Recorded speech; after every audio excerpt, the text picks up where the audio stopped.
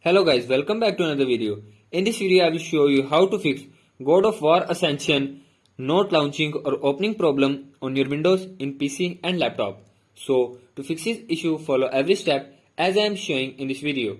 And do not forget to subscribe this channel and also press the bell icon for the latest upcoming videos. Hope so this will fix your problem and help you a lot.